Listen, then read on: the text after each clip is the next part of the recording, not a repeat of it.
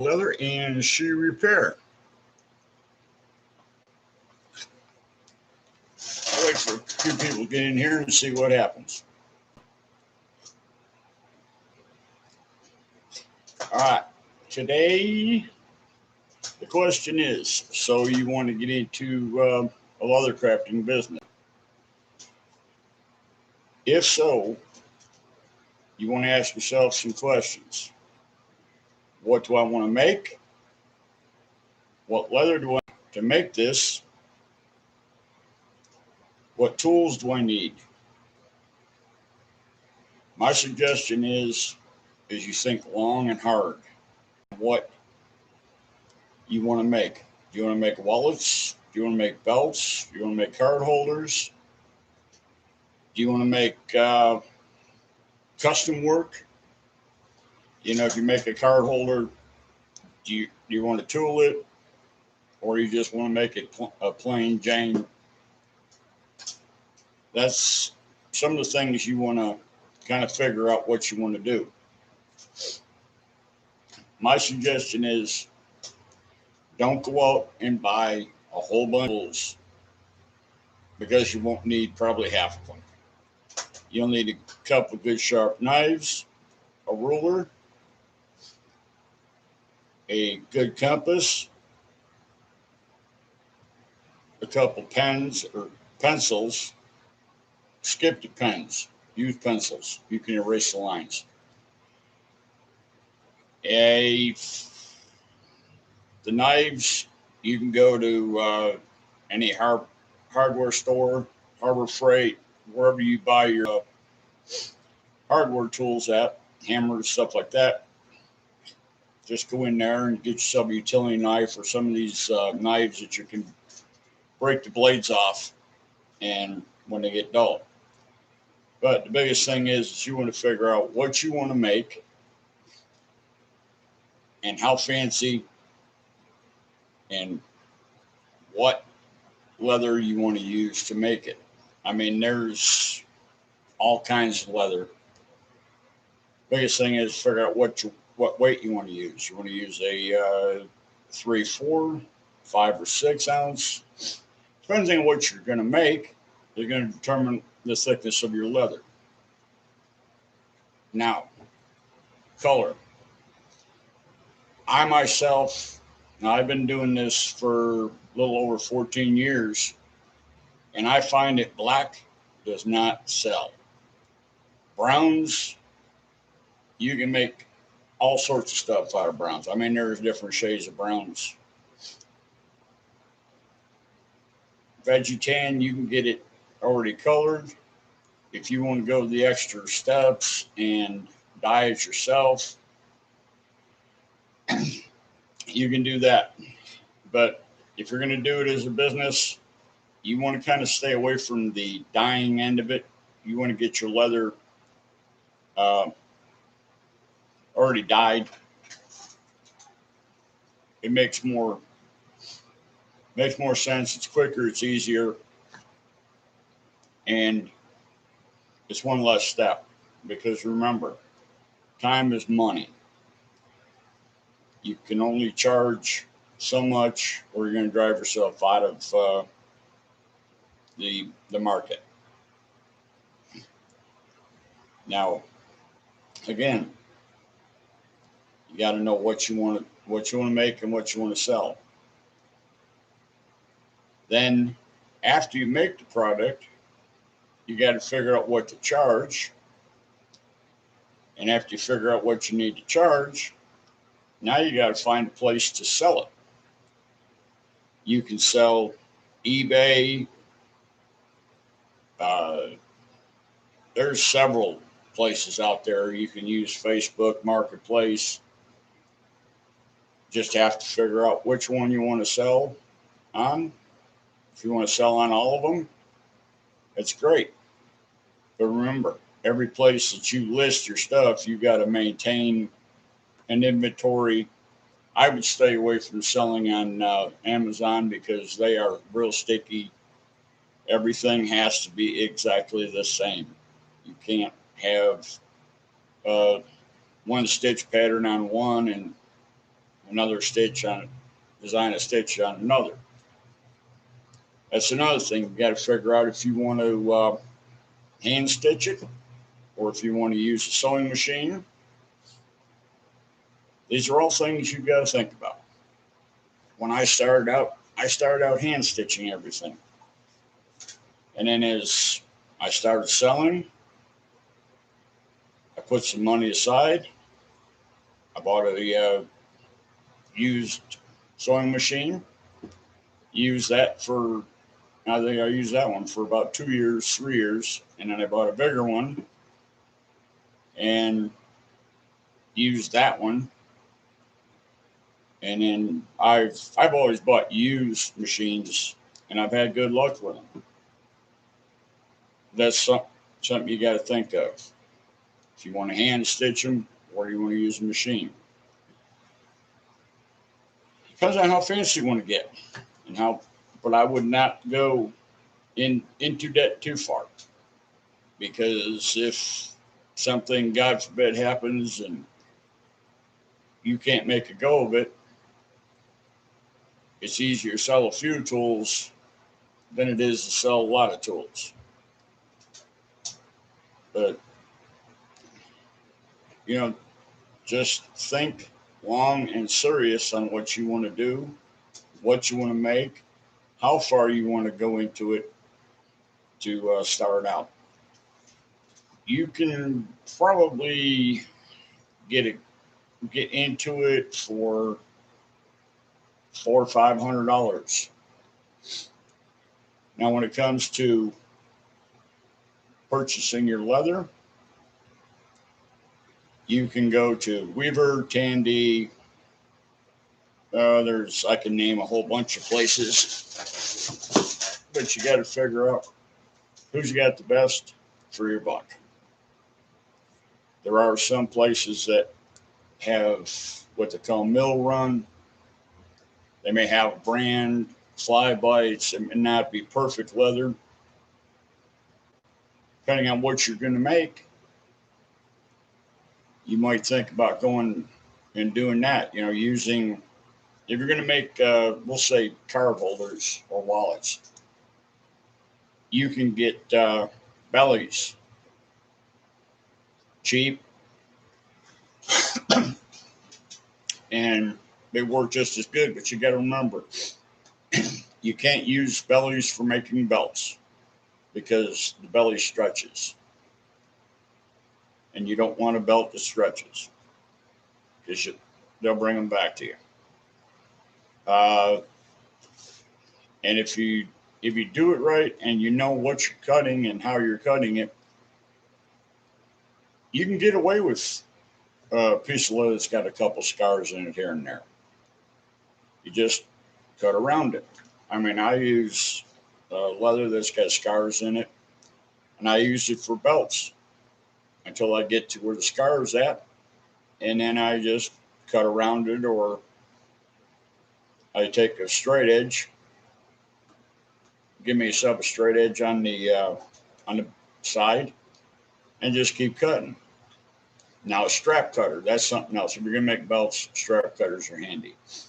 Even for small stuff. If you're making wallets and you put little straps with a snap on it, a small one of those wooden strap cutters that you get from Tandy, that's a handy item to have. Straight edge is something handy to have. Cutting stuff freehand and trying to make a straight line when you're cutting with leather. Now, you can do it, but if you're paying high dollar for leather, you want to make sure you're using everything that you can. There's a lot of things you got to think of. You build your business as you sell stuff.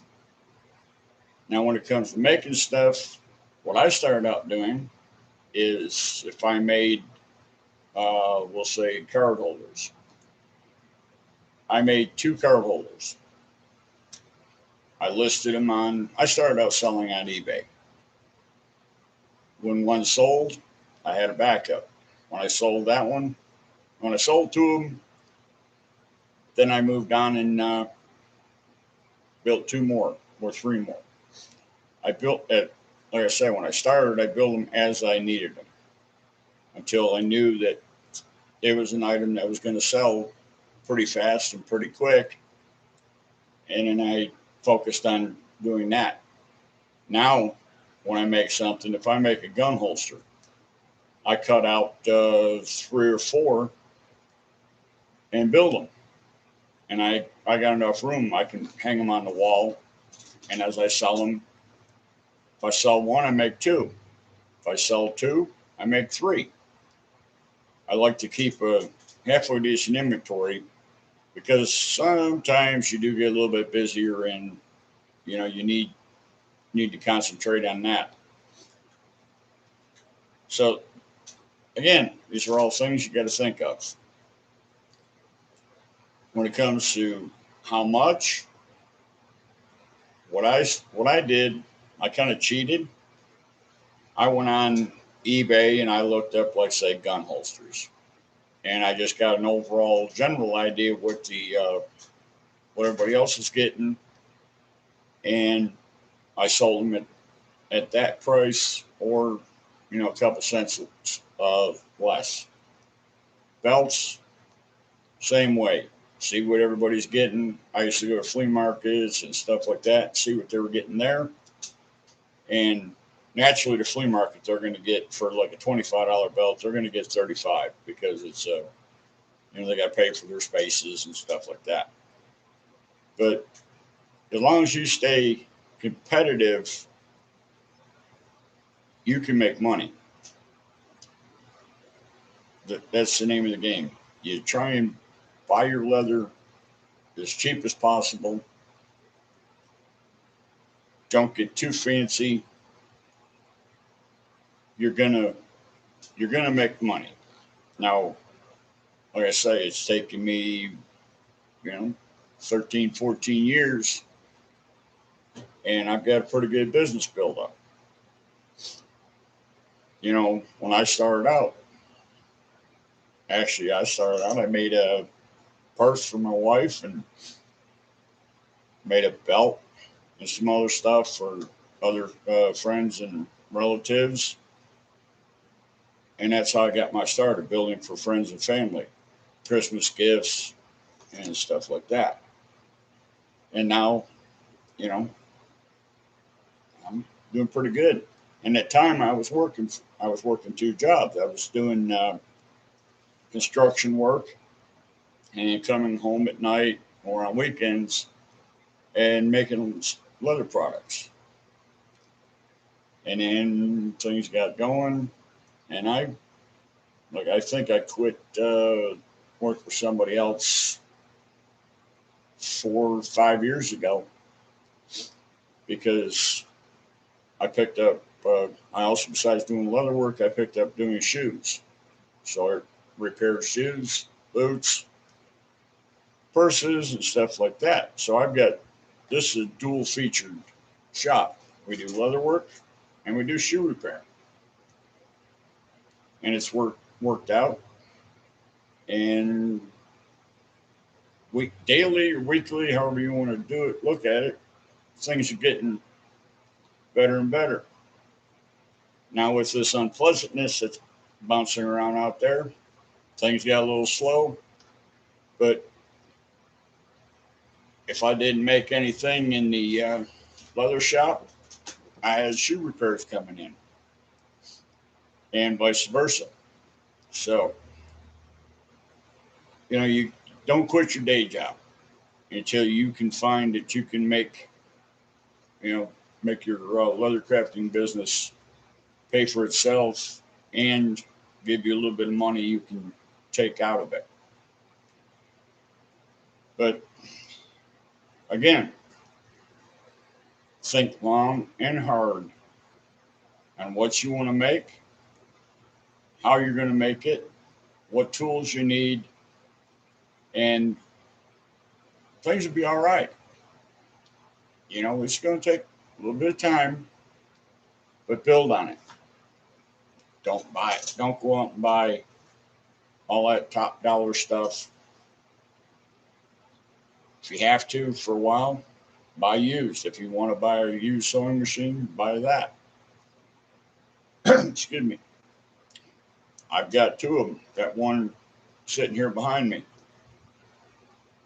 That one replaced a Chinese hand crank shoe patcher that I used for a long time.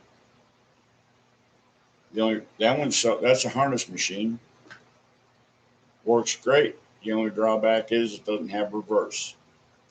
Now I've got a big Ferdinand bull. That one's got reverse, and that one will sew through harness leather. And that machine's sitting over my shoulder. I use that sometimes for stitching up holsters. That's actually for doing shoe soles. So basically everything in my shop serves a dual purpose. But it's taken me a while to get there. But, it's fun. I enjoy what I do. Meet a lot of people. And I get a chance to make a lot of cool things. One of the things I make is reproduction Civil War items.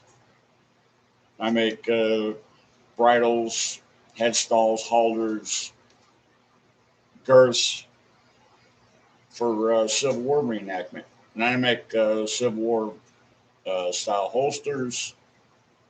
Basically, a lot of the leather stuff that they need for Civil War reenacting, I can make it.